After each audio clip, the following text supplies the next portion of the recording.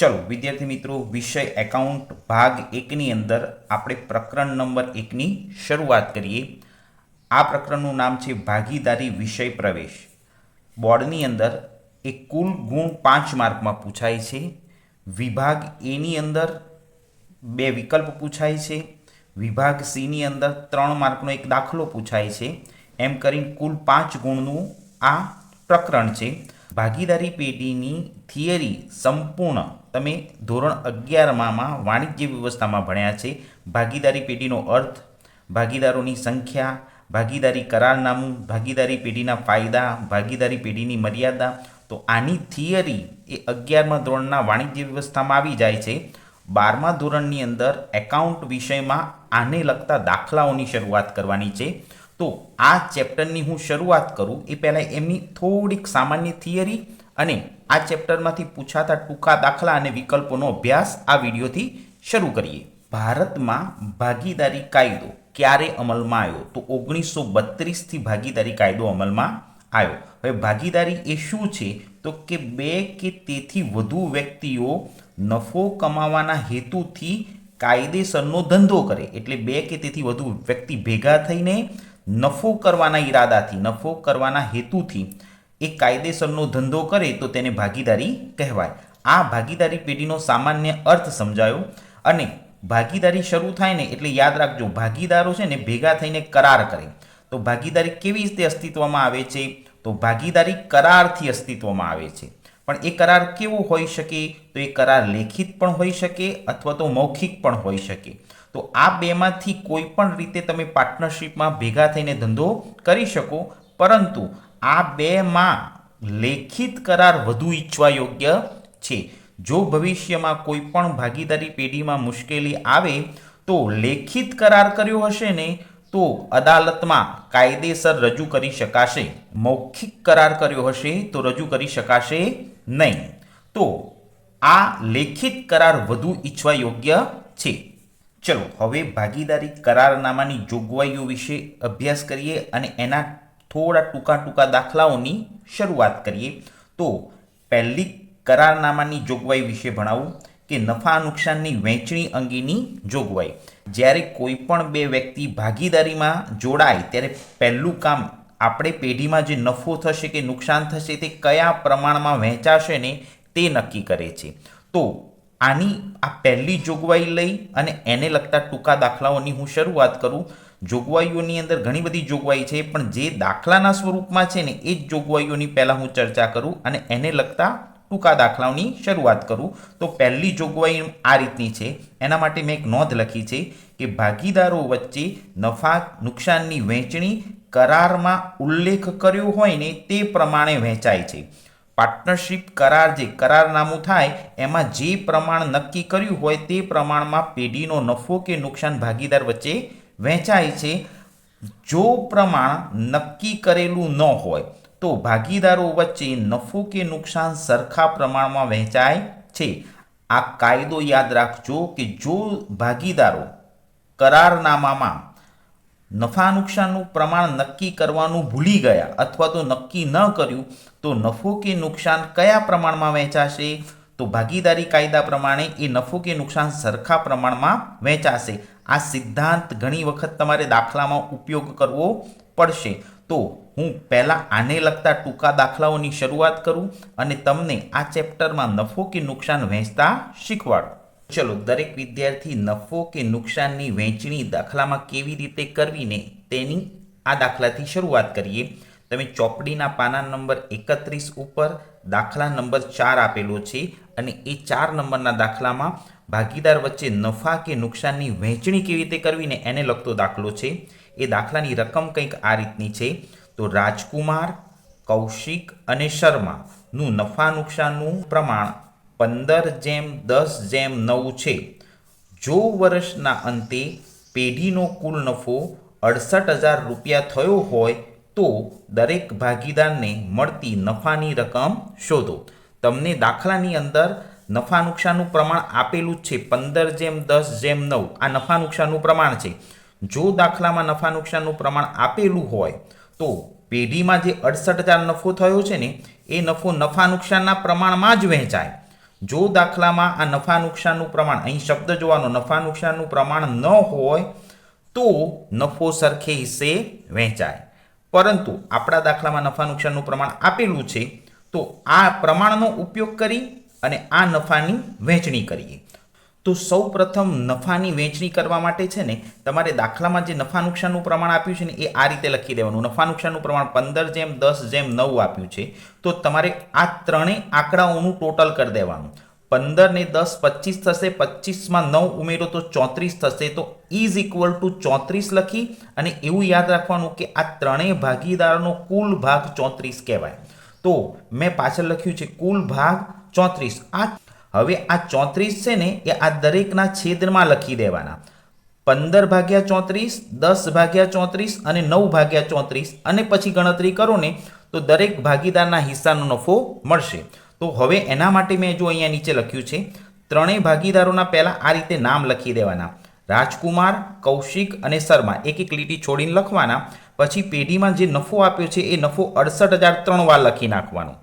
હવે તમારું પહેલું પ્રમાણ હતું 15 અને કુલ ભાગ હતો 34, તો 15/34 લખવાના. બીજું 10 અને પછી 34, તો 10/34, પછી 9/34. તો તમારે દરેક વિદ્યાર્થીઓ આ રીતે પહેલાં એને લખી અને આનું સાદું રૂપ આપી દઈએ ને તો આ જવાબ આવી જાય.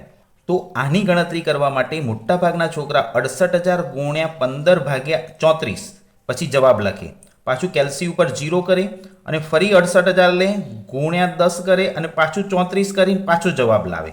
તો એવું વારંવાર કરવાનું નહીં. તો આની ગણતરી કેવી રીતે કરવી અને ભાગ કેવી રીતે પાડવાને હું એક વખત કેલ્સી ઉપર સમજાવું છું. તમે દરેક વિદ્યાર્થી જાતે પ્રેક્ટિસ કરી અને એની ગણતરી કરજો. પછી હું તમને અહીંયા જવાબ લખી દઉં. ચલો, દરેક વિદ્યાર્થીએ પહેલું કામ શું કરવાનું, કેલ્સી ઉપર ગણતરી જોજો. પહેલાં 68,068 લખી દેવાના અને એક વખત ભાગાકાર કરી અને એને 34 વડે ભાગી દેવાના. 34 વડે ભાગી અને ઇઝ ઇક્વલ ટુની નિશાની એક વખત દબાઈ દેવાની. તો તમને કેલ્સી ઉપર 2000 દેખાશે. હવે એક જ વખત ગુણાકાર દબાવવાનો. વારંવાર ગુણાકાર હવે દબાવવાની જરૂર છે નહીં. એક વખત મેં ગુણાકાર દબાવી દીધો, પછી 15 અને ઇઝ ઇક્વલ ટુની નિશાની દબાવવાની, એટલે 30,000 આન્સર પહેલાંનો આવશે. હવે બીજાનો આન્સર લાવવો હોય તો હવે ગુણાકાર કશું દબાવવાની જરૂર નથી, સીધા 10 દબાવવાના અને ઇઝ ઇક્વલ ટુ દબાવવાના, એટલે સીધો આન્સર 20,000 આવશે. ત્યાર પછી 9 અને ઇઝ ઇક્વલ ટુ એને 18,000 આન્સર આવશે. તો તમે દરેક જણ આ એક મેથડ ચેક કરી વારંવાર કેલ્સી ઉપર ગણતરી કરો અને પછી આના આગળ જેટલી વખત વહેંચણી કરવાની આવે તો આ જ પદ્ધતિનો ઉપયોગ કરજો. તો મેં આગળ જેવી ગણતરી શીખવાડી એ રીતે 68,000/34 કરવાના એક વખત, પછી ઇઝ ઇક્વલ ટુ દબાવી અને એકવાર ગુણાકારની નિશાની દબાવો અને 15 વડે ભાગ, જવાબ 30,000 આવશે. 10 વડે 20,000 આવશે અને 9 વડે ભાગ તો જવાબ 18,000 આવશે. તો આ 68,000 રૂપિયા જે નફો થયો છે તે ત્રણ ભાગીદાર વચ્ચે 30,000, 20,000 અને 18,000 એમ ત્રણ અલગ અલગ હિસ્સામાં વહેંચાશે. અને અહીંયા આગળ આ પહેલો દાખલો પૂરો થાય છે. ચલો વિદ્યાર્થી મિત્રો, હવે આ જ રીતે નફાની વહેંચણીને લગતું એક વિકલ્પ આપ્યો છે ચોપડીના પાના નંબર 30 ઉપર અને વિકલ્પ નંબર 10 છે. તો હું સાથે સાથે વિકલ્પ પણ સોલ્વ કરાવતો જઉં છું કે જેથી કરીને ગણતરીવાળા દાખલા પણ પૂરા થઈ જાય અને વિકલ્પો પણ પૂરા થઈ જાય. તો વિકલ્પ આ રીતનો છે, A, B અને C ની મૂડીનું પ્રમાણ 3:2:1 હોય અને વર્ષનો વહેંચણીપાત્ર નફો ₹66,000 હોય તો C ને કેટલો નફો મળશે? આવો એક પ્રશ્ન છે. પણ આ દાખલાની અંદર બહુ જ મહત્વનું છે ને મોટા ભાગના છોકરા ભૂલ કરીને આવે છે. એમને આ નફો 66,000 દેખાય ને અને દાખલામાં પ્રમાણ દેખાય એટલે કેલ્સી ઉપર આ પ્રમાણમાં આ નફો વહેંચી દે એટલે તમારો આન્સર ખોટો પડશે. કેમ? આ પ્રમાણ જે આપ્યું છે ને એ નફા નુકસાનનું પ્રમાણ નથી. આ પ્રમાણ તો મૂડીનું પ્રમાણ છે. આગળ લખેલું છે મૂડીના પ્રમાણમાં. તો આ પ્રમાણનો ઉપયોગ દાખલામાં ક્યારેય નહીં કરવાનો. મૂડીના પ્રમાણમાં નફો નુકસાન વહેંચાય નહીં.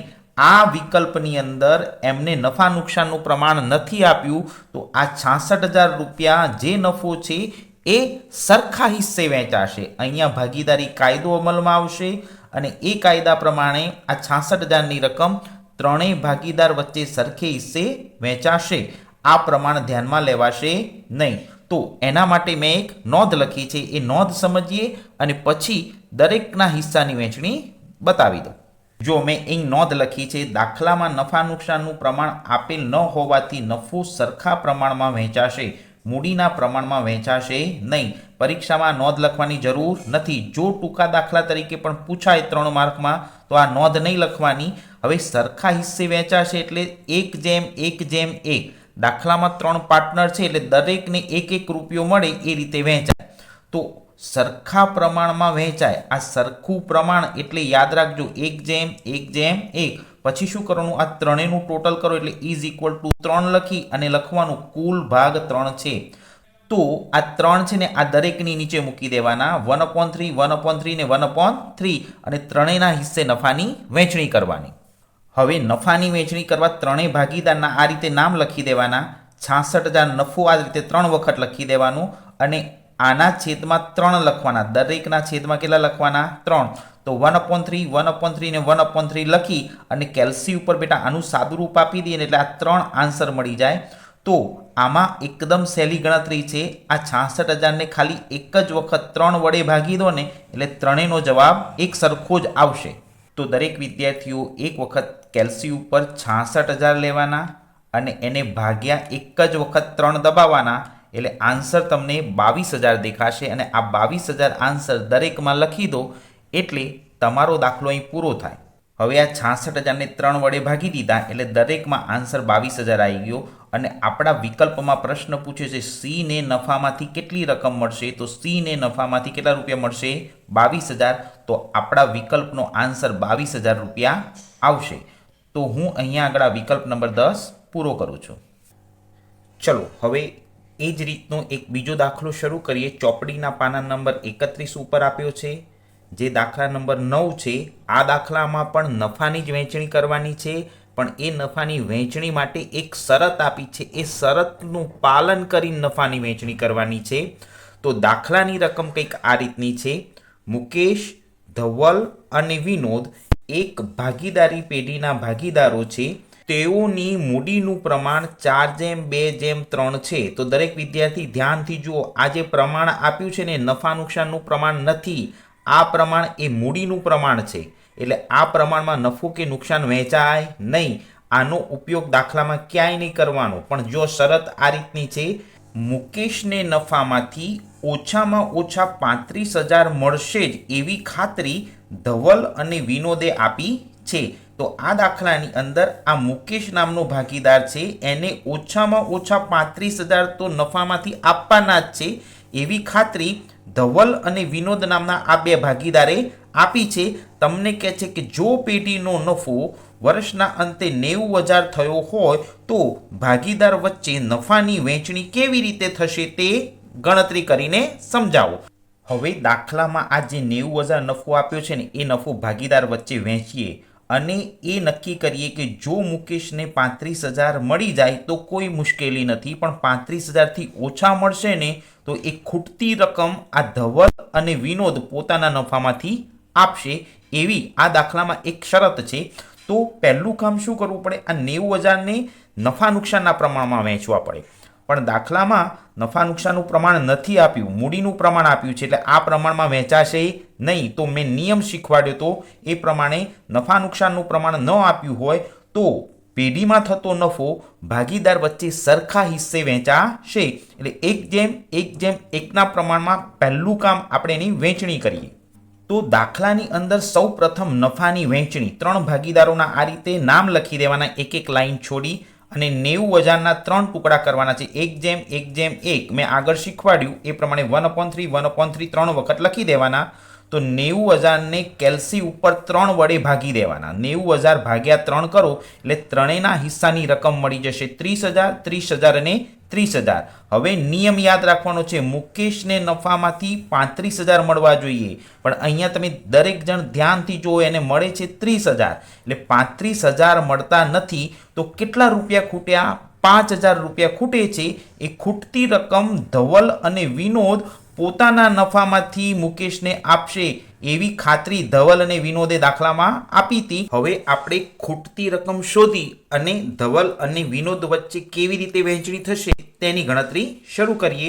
તો સૌપ્રથમ મુકેશને કેટલા રૂપિયા ખૂટે છે ને એની ગણતરી બતાવવાની. તો ખૂટતી રકમ ઇઝ ઇક્વલ ટુ મુકેશને 35,000 નફામાંથી ઓછામાં ઓછા મળવા જોઈએ, પણ એને મળે છે નફામાંથી 30,000 જ.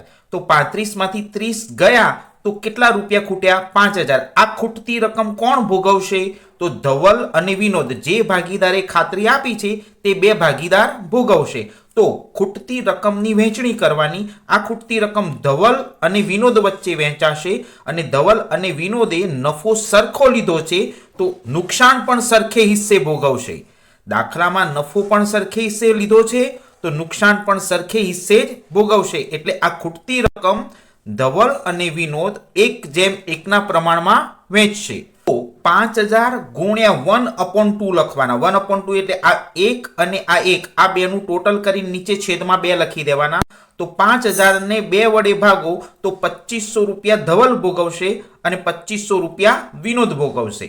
ધવલ પોતાના નફામાંથી 2,500 મુકેશને આપશે, એ જ રીતે વિનોદ પણ પોતાના નફામાંથી 2,500 મુકેશને આપશે. હવે સાચી નફાની વહેંચણી બતાવવાની. હવે દાખલામાં નફાની સાચી વહેંચણી કેવી રીતે થશે? તો ત્રણેય ભાગીદારોના નામ આ રીતે ઊભા સ્ટેપમાં લખી દેવાના, એક એક લીટી છોડી. પહેલા દરેકને 30,000 નફો મળતો તો એ 30,000 નફો લખી દેવાનો. ધવલ પોતાના નફામાંથી 2,500 રૂપિયા મુકેશને આપશે એટલે 30,000 માંથી 2,500 બાદ કરવાના અને 27,500 લખવાના.